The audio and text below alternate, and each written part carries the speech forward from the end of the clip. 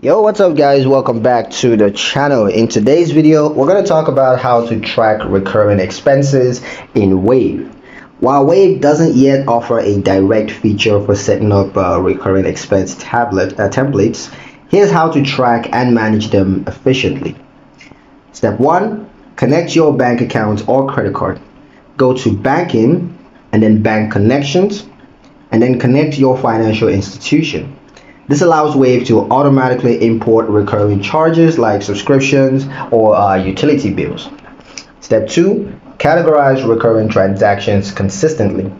Once transactions begin to appear in your dashboard, you want to identify recurring ones, for example, Adobe Creative Cloud subscription or Netflix subscription, whatever it is, and categorize them correctly once. Wave will start to auto-categorize future identical charges in the same way.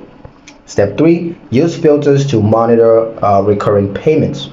In the transactions page, you want to use the search bar or filter to track regular vendors. For example, you can search Google Workspace to see all monthly charges related to Google Workspace.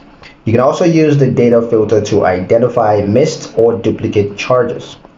Step 4. Use notes or tags. You can use the description field to tag expenses with a note like recurring monthly hosting fee.